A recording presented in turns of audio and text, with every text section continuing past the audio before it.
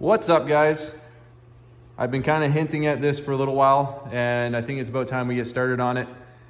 Vstar 1100. I want to do another chop, bob, whatever you want to call it. I got a little bit of help today. He's just chilling with me in the shop. We're gonna move some stuff around because I need the engine hoist because I want to take the bike basically down to the frame with the motor still in it. And I think I'm gonna use my rolly bench. I'm gonna take the vise off of it and kind of use it to prop the frame up for now. So what I have planned and what I want to get done first is the biggest problem on this bike is this double wishbone backbone. So I want to get it down to where it's just the motor in the frame, and I'm doing that because I'm going to basically tack weld the front of the frame together. So when I cut the top of it here, because I'm actually going to cut all the way down to this section, and then I'm actually going to cut out here on the swing arm, and I'll show you why. This is 1.25 inch tube.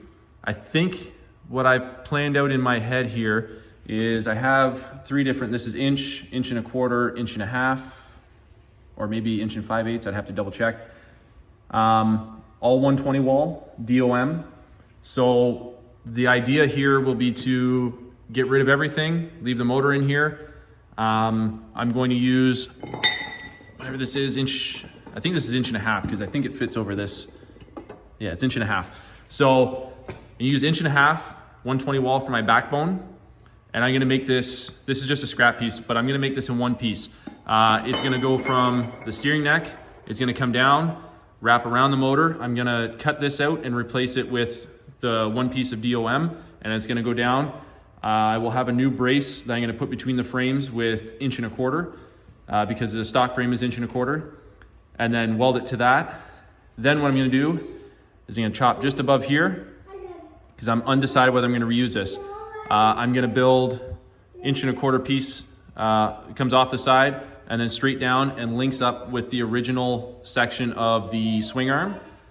That will lock the whole top end into place. From there, I'm either gonna reuse this, but I think the swing arm is too far over. So what I might end up doing is cutting this piece out.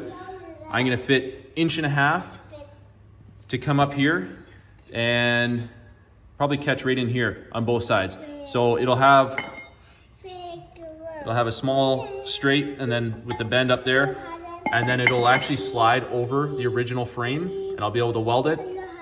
And then if I need to put my bracing in here, I'll just build it out of DOM. But before we get started with any of that, we're gonna tear all this down. So I'm not gonna bore you with all this stuff. I'll just tear it down and then we'll pick up from there. All right, guys, bike's out of the backside of the shop, all the table full of parts there. This is what we got left. Now, after I got it down to this far, I noticed a couple things that are kind of working in my favor. The stock backbone is braced in the center.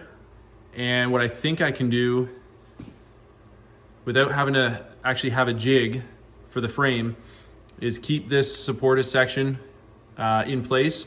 And I can just cut off here, cut off here. I'll have a flat piece of bar welded across to keep these two bars where they're supposed to be. Then I can remove the center section. If you're doing this at home, I think you could bring a piece of tubing down. If you cut these off, you could catch the stock recess in here and probably reuse this center post. I'm not going to. I am going to remove it right from the bottom. I am going to reuse this piece that's here, I think. That's undecided. I'm going to have to make new motor mounts, which isn't a big deal. But I think you have to start with the backbone first. I'm going to do it in one piece, straight shot down, and then it's going to bend right down and touch this bottom piece. Then from there, you have to do the left side, I believe, first. There's a butt weld right here where it joins another section of frame. So I'm gonna lob it off there, and then I'm going to take a piece of 1.25 inch, which is the size of the bar already, and I'm gonna run it straight back, and then I'm gonna bend it up. I'm gonna catch right here on what would be the stock swing arm.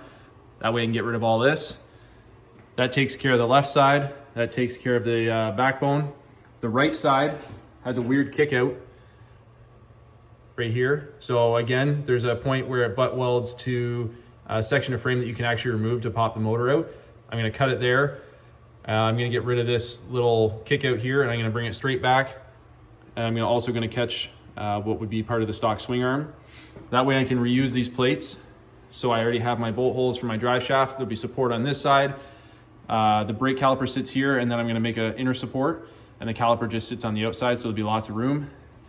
So once you have all that in place, from there, you'll be able to cut the top tubes, and your backbone will already be in place, and you'll be able to get rid of the rest of the stock twin tubes here, and you'll be able to make your piece that just comes out and draws straight back into, again, what would be the stock swing arm. You'll be able to do either side first. It won't matter in that scenario. I'm going to re-angle the drive shaft, or sorry, the swing arm. So this angle and this angle catch each other nice. Before I do anything, I'll just probably tack a bar right across here that'll hold it in place, so that way I know where I'm fishing for when I start making my bars on the bottom. Then from there, it'll be months and months of, I want to make the foot clutch. I have a better idea. I'm going to alter this a little bit, and I have an idea for clearance in here because the clevis was kind of tight. So I have an idea. When I was taking this apart, it hit me. That'll be a whole episode on its own. We're going to have to remake the intake. It'll have to be a 2-into-1 because we'll have the single backbone, so the stock air box is going to be gone.